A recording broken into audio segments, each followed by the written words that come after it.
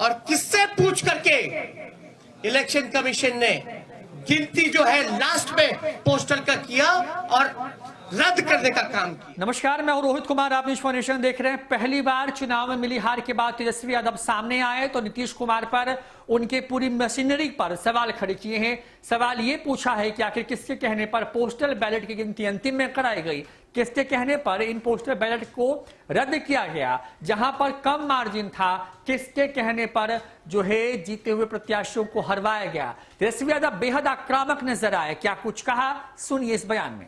और किससे पूछ करके इलेक्शन कमीशन ने गिनती जो है लास्ट में पोस्टल का किया और रद्द करने का काम। Compromising the secrecy of ballot and the video cassettes CD should be sealed in a separate envelope for future reference।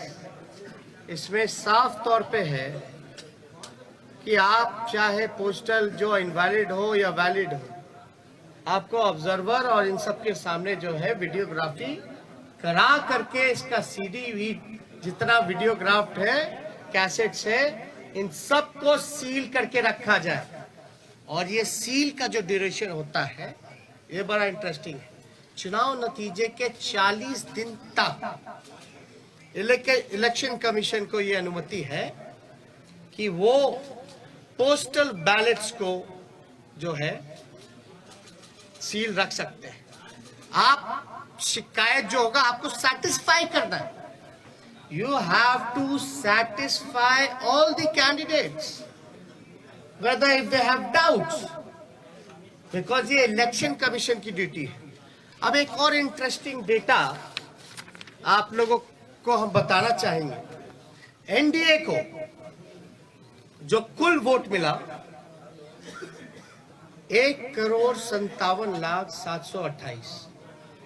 मैं दोहरा दूं, एनडीए का जो कुल वोट है 1,57,728, जिसका प्रतिशत निकल के आता है ऑल ओवर चुनाव का 37.3।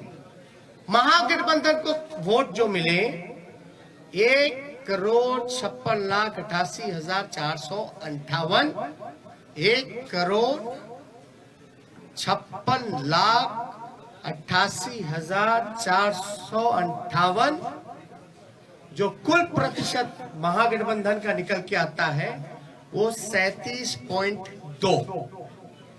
हमें मिले 37.2 और एनडीए को मिले 37.3, यानी 1 पॉइंट का अंतर है।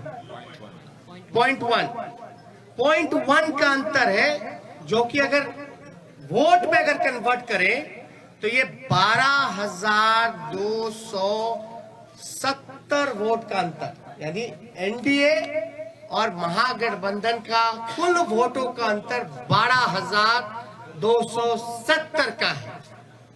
अब 12,000 में वो उनको 15 सीट लीडिंग पे है, आगे है। ये आश्चर्य की बात है कि 12,000 में वो 15 सीटें जीत गए।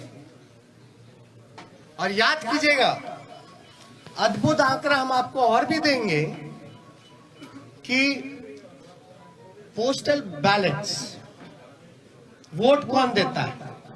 जो सर्विस में है, ज्यादातर शिक्षक लोग हैं जो कि एजुकेटेड हैं, वो लोग हैं जो जागरूक लोग हैं, जो जानते हैं कि वो पोस्टल से भी मतदान कर सकते हैं। और कई लोग ऐसे होंगे जो कई बार पोस्टल से मतदान किया गया होगा, एनवलप में करते हैं, बैलेट पे करते हैं। यानी जो जागरूक व्यक्ति है वही ये काम कर सकता है।